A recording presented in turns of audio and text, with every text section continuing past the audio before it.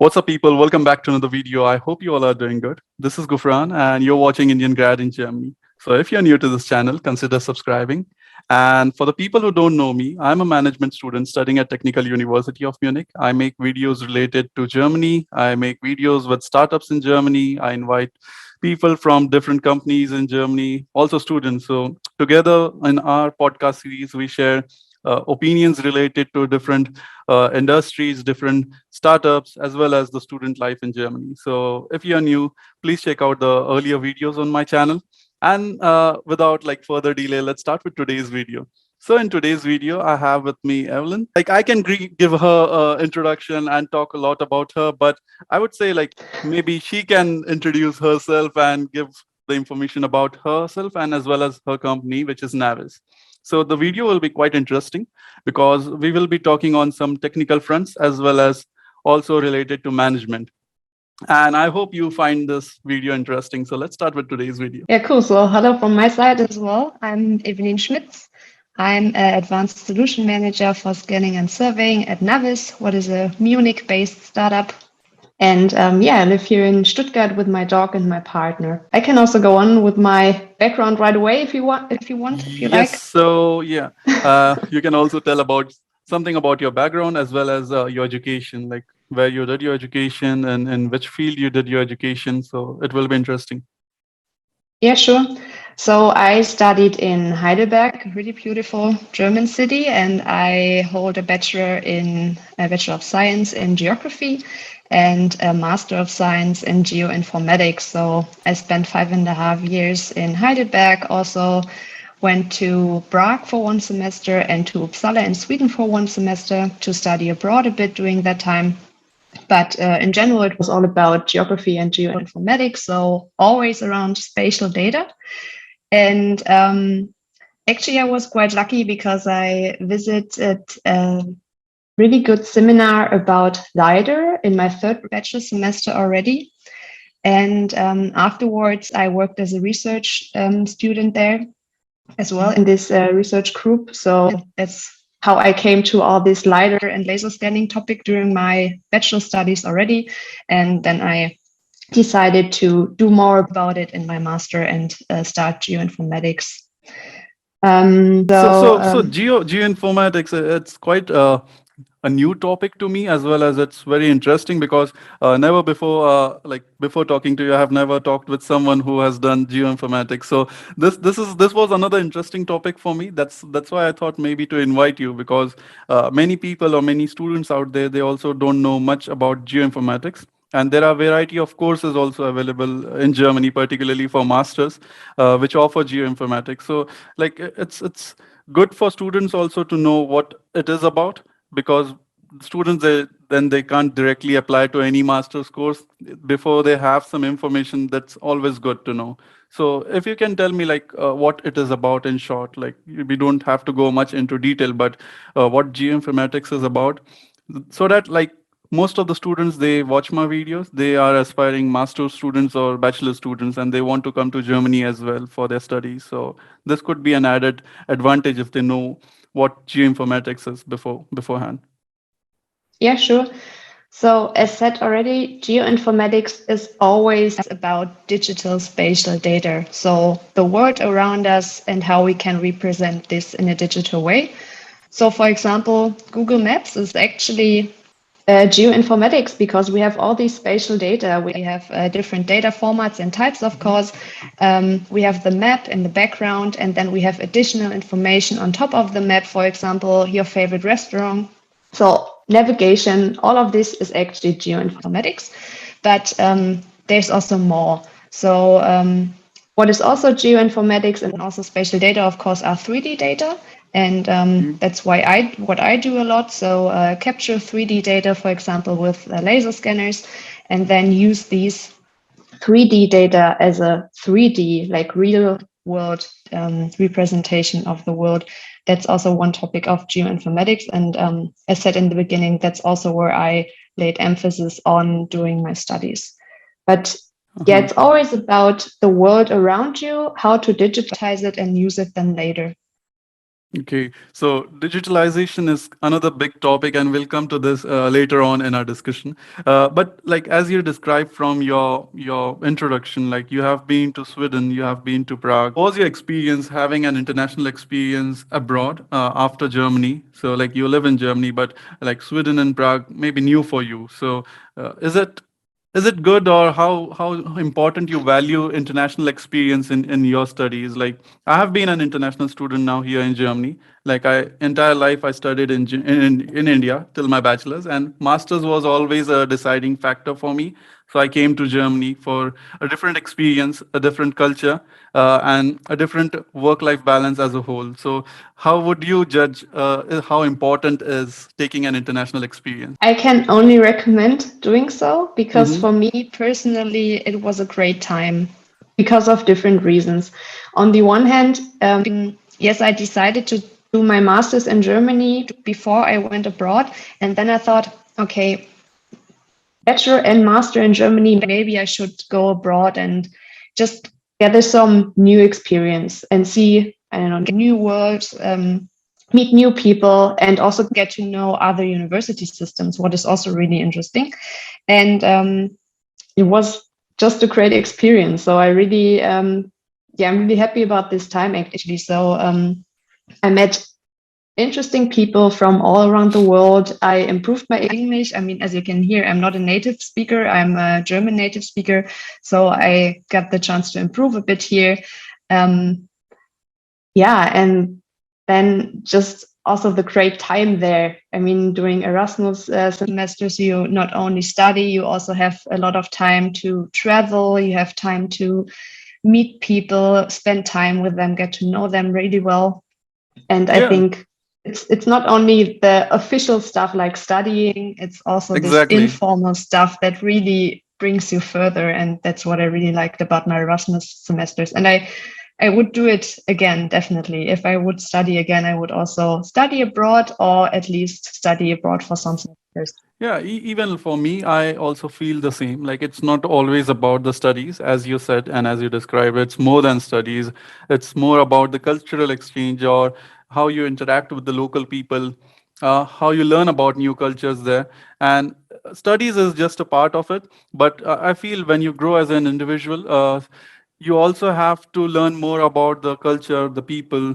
That's how you learn and grow. Studies is just a part of it. I mean, it's important, right? Studies are important, but the things that come along with it in an international experience or learning abroad is it's. I would highly recommend students because the things that I'm experiencing here in Germany is it's completely different from what I did in India, and like right from the daily lifestyle to learning a new language to meeting new people, everything is different. The work life is different. So I mean, it can be only experienced when you will be there. Like you can't experience that through watching online videos or something. It's more about living that. So Yeah, I just think it's also really good for yourself and for your personality to go somewhere alone.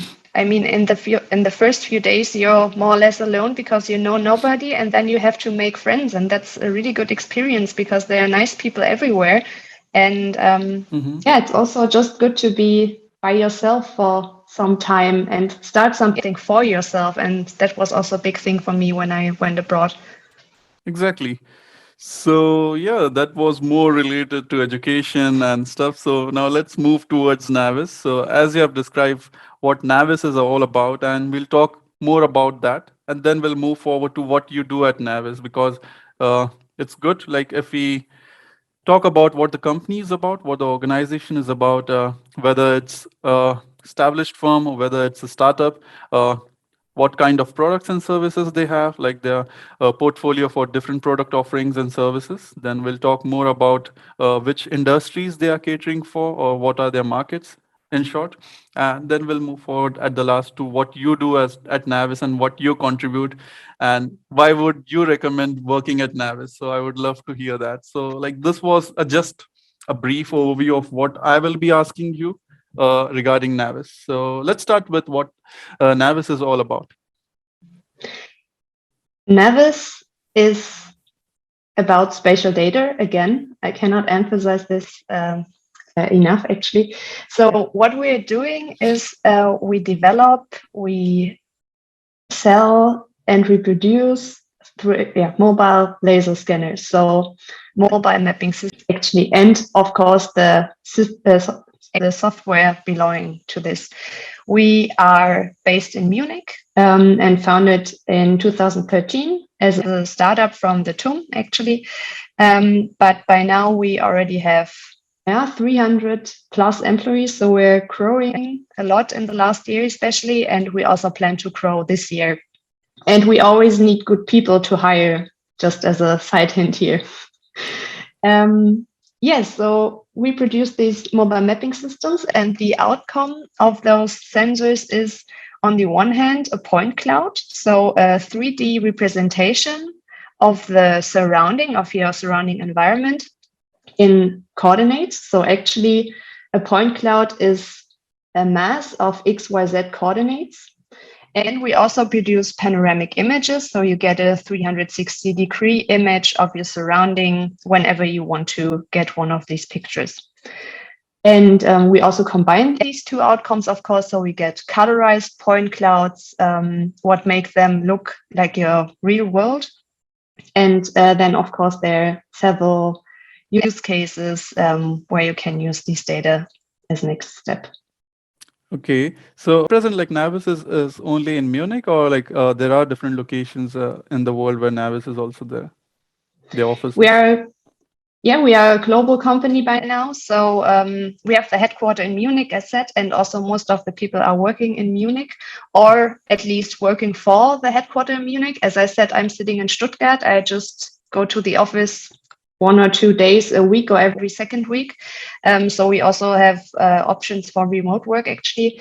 But most of the people are in Munich or the surroundings. And then we also have offices in New York, in LA, so in the US, and also in Shanghai in China. So we're global now. We have people from all around the world, 60 plus nationalities, actually. So really diverse and nice to work with different people, actually. Yeah, we can't say then it's a startup. It's a big company with more than 300 employees, different locations abroad. As you said, different nationalities, quite diverse. So what do you think? Like, do you love working at NavVis? I mean, that's just a difficult question for you. So what would you say? What does your daily work life looks like at NavVis? So yes, I really like working at NavVis.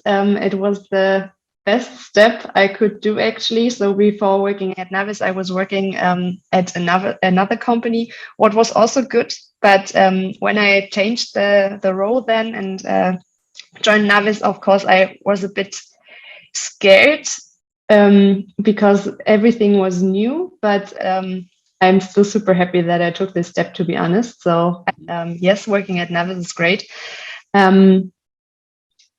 I just really like my team. So the team I'm working in is called Solution Factory. And what we make sure is that our products fit to the market we defined that we want to serve them, actually.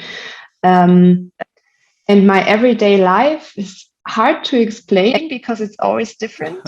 What also makes it really good. So I have many different tasks, also new tasks from time to time. So I'm not sure if I can say that I really have a routine after 2 years working at NavVis. I learn new stuff almost every day. And also get to know new people almost every day because, as I said, we grew a lot in this and last year. So that's pretty cool. And in my role, I also have a quite communicative role. So I talk to many different people from different departments. And that's also why I learn new stuff and get to know many people. So, I mean, from what you are saying, it's more about the startup ecosystem, because like many students, or even as an individual, I have this doubt, like, is it a good start to work in a startup, or should I always start from a big organization? And from what you described now, it's always better to start from what you love doing. So like you love doing your work and you started with a startup and now you're enjoying it. So as you said, at the start, it was difficult for you. Like whether it's the right decision or not, whether I'm going in the right direction or not. The company is quite new. It is a startup. Like whether I'm taking the right decision in my life to join a startup. But now again, when you think back, okay, it was the right decision. So like many students, they have this fear in mind, like should I start my career in a startup, or should I start my career in a big organization, in a big corporate? So what would you say on this, like is it always good to start from a startup, or it's always good to go for a big organization? I mean, it's quite subjective, but your two lines on this point. I guess there are advantages and disadvantages at small and big companies. Hmm. So actually, my first working experience was at a company with about 1,500 employees, so also not super huge, but bigger than NavVis.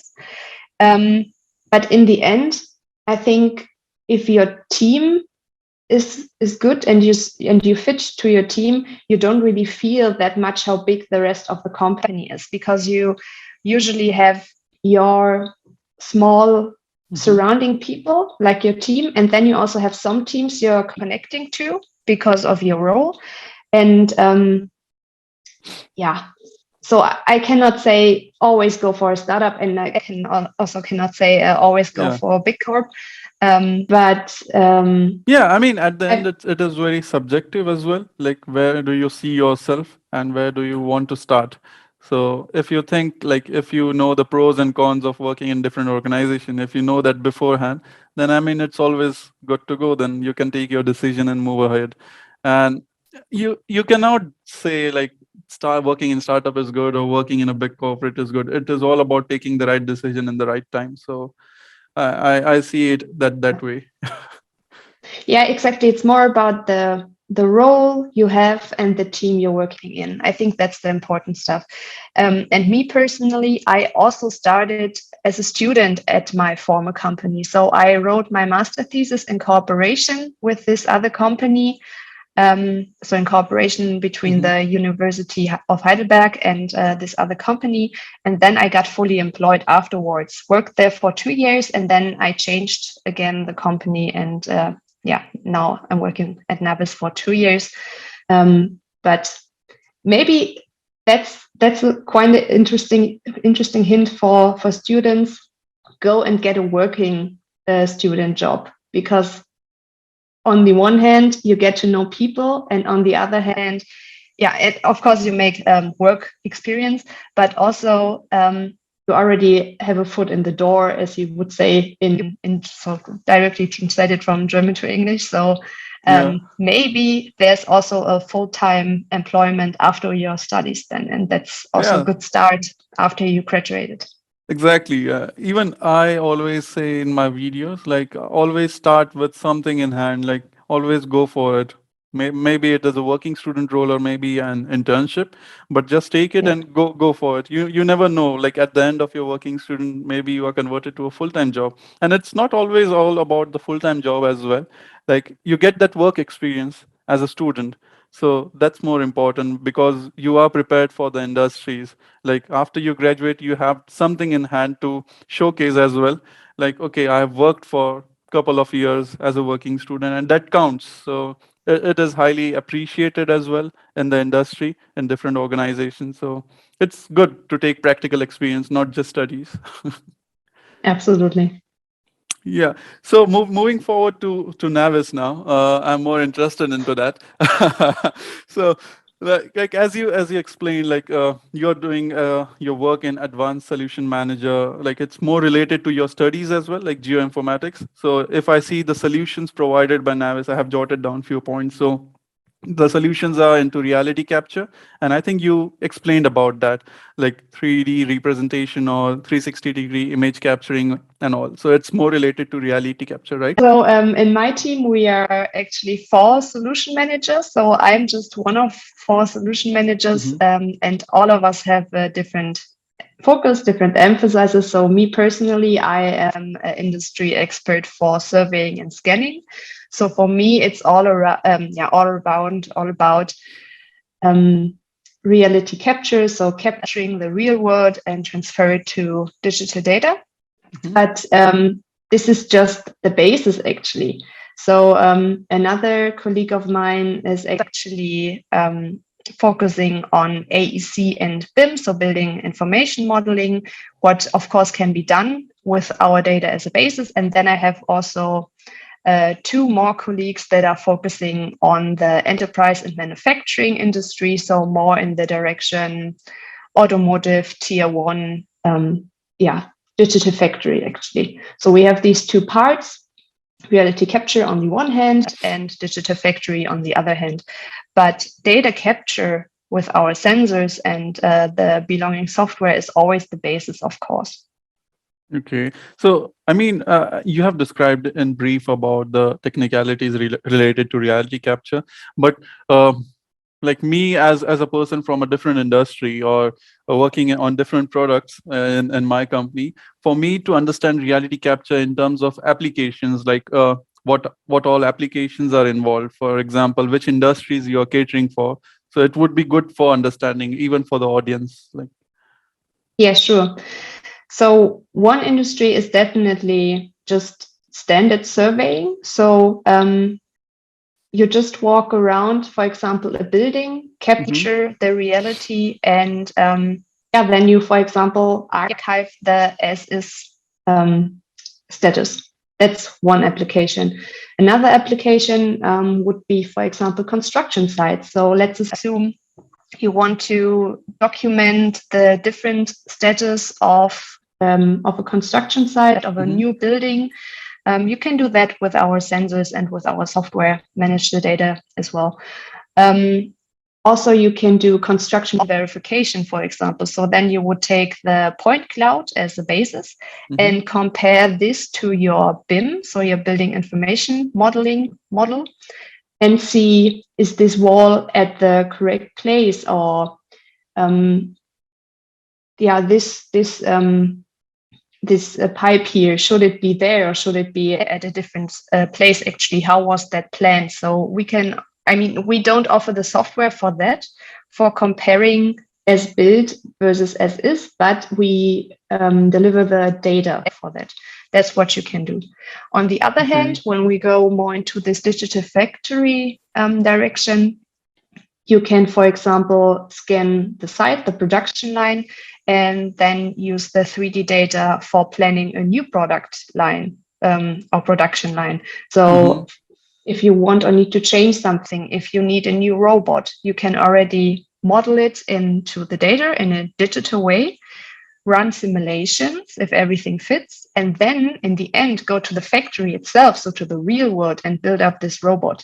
And then you can, for example, save a lot of costs because you already know that everything fits, and Yeah. that you don't have to change anything And afterwards. I have a question on this. So, as you said, like you take up the representation from an existing, for example, from an existing manufacturing site, you take that representation for a new manufacturing site, right? Like if me as a manufacturer, I have my existing assembly lines, so then your services or your solutions or sensors may capture all my existing data, and then it can help me for my new manufacturing line or assembly line. From what I got it, is it like that? Exactly. You can plan it in your digital world, in your softwares, Mm-hmm. and then go back to the real world to make it really happen. So really change the production line then. Okay. And is it more always also related to the data? Because that's what we will be getting at the very end, and that's what we will be analyzing. So, what do you think on this point? Yes, for us, actually, it's all about the data because or let's say it like this, data are only valuable when they are up to date. When Okay. I have a representation of my factory from 3 years ago, but so many things changed, I cannot use it as a basis for planning because it's not up to date. So value of data is only there when it's up to date. And that's one of our missions, actually, to deliver near real-time data, Mm-hmm. because with every second, the data already loses value again. So for us, it's super important to implement workflows and solutions that are fast for the customer. Mm-hmm. So on the one hand, fast data capture, on the other hand, also fast processing and getting the data ready for third-party software. Yeah, that you can really use the near real-time data in the end. Yeah, So yeah. that's really important for us. And when we also talk about digital twins, for example, NavVis cannot directly deliver a digital twin because digital twin is not only a 3D representation of a manufacturing line or of a building. A digital twin is much more different information of several sensors all together, historical data like what happened in the past, can we predict the future, and so on. So NavVis cannot provide a digital twin, but we can provide the basis for it, and that's a really important step here. Yeah, as you said, like data is quite important to stay in the industry because customers are looking forward to real-time data and real-time insights because that's what Navis is providing, or maybe even different industries who are there in the market for digitalization they are providing, because that's how they convince the customers for ROI or payback period, right? Like it's more about the data. And to sell your product, I'm talking in terms of management now, to sell your product or your service, you talk in terms of ROI or payback period. So in terms of industrial IoT solutions, that's the important term. And data is one of the important points of it. So to capture the real-time data and real-time and provide real-time insights. What do you think on this point? I think with our solution, actually, you can save a lot of money, what is really important, because on the one hand, when you have these up-to-date data of a factory, you can save a lot of traveling costs and time because the colleague from, I don't know, wherever your other factory is, let's assume one factory is here in Germany and the other one is in, let's say, the US, then people from time to time have to travel maybe to the German one or the other way around because they want to see how the line looks there. Maybe the production line produces exactly the same product, but the lines look a bit different, for example. And with our solution, you can just capture the German factory and send the data to the US colleague, and then he or she can just jump around in the data and see exactly how the German factory looks like. So travel costs and travel time, not there anymore. What was especially important during Corona times when you couldn't travel as you wanted, right? So that's one thing, how to save a lot of time and costs. I mean, and in the end, time are costs for a company or for a corporate. Yes, and then also when we're back at factory planning, also this digital planning saves a lot of time and money because you can already simulate and plan everything in a digital way before going to the real world and really mounting your production lines and then see, oh, okay, I have a pillar here. I didn't know when I was planning the production line. What should I do about it now? And now it's too late. So now it's getting really expensive to fix that. So yes, there's definitely, or there are high chances or opportunities with our solutions to save money. Okay, so at the end, I would summarize this discussion as like Navis have a specific product portfolio, which is like Navis Ivion and VLX. And then there's the solution offering, which is the services section, right? So reality capture and digital factory. Yes, so you're 100% right about the product itself. So we offer the NavVis VLX, what is a wearable mobile mapping system. So you just wear it on your body, a bit like a backpack, just the other way around. So you have the sensors in front of you, not in the back. And the big advantage here is that you have better control of the sensors because our sensors are, of course, also not super cheap because we have a lot of stuff inside. And when you have it in front of you and on top of you, you have a better control of the system. And then we also have NavVis Ivion, what you said. What is our software? So in this browser-based software, so you can access it from everywhere without desktop license or anything like this. So in NavVis Ivion, you can process the data. And then, and now it gets into surveying, sorry for that, you can register, geo-register, align the data, and then, of course, also review and visualize the data. So in NavVis Ivion, you have a really nice way walking through your data, a bit like Google Street View, actually, just based on 3D, not on 2D data. And you also have the chance to have a free point cloud fly through, so you can just freely move around the point cloud, review details if you want. So it's also a visualization tool. And in the end, it's also actually a collaboration tool because you can add points of interest there. You can add, for example, invoices, videos, if you want, just comments if something has to be fixed. And then share this with your colleagues, of course. You can also do measurements. So then it also gets collaborating, actually. Okay. And So, then, because you were also asking for solutions, we are not directly a service provider. So we don't directly go out and scan environments for people. But we have great partners that do this. And then we also support in organizing the scans, etc. So, but we don't go out by ourselves to capture data of facilities, for example. okay, got it. So, I mean, now moving ahead into the discussion because it was more into the technical things, and I thought to change the topic a bit. So, it's my last point for today's discussion, and I think I also have 4 minutes left, so I have to wrap this up. So the last point for today's discussion. If me as a student, I want to join NavVis, or I don't know if the students out there in Germany who want to join NavVis, maybe as working student, as interns, or maybe if, as full-time employees, what would you recommend about NavVis? Like the top three things, or maybe some of the key highlights about NavVis, and then we'll wrap up this discussion. So it will be a round about discussion related to NavVis then. My three highlights. Okay. It can be more or So, it can be less.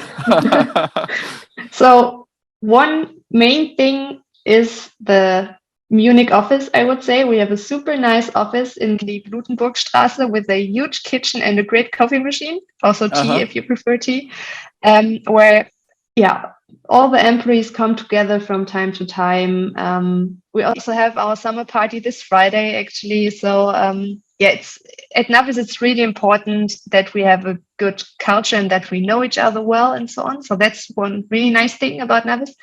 Then I think what is interesting, because you asked especially for working students, we have quite a good salary for working students, and working students are part-time employees at NavVis.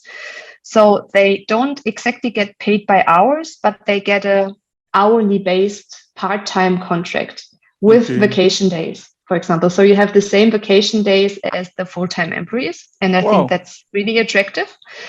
And then what is more?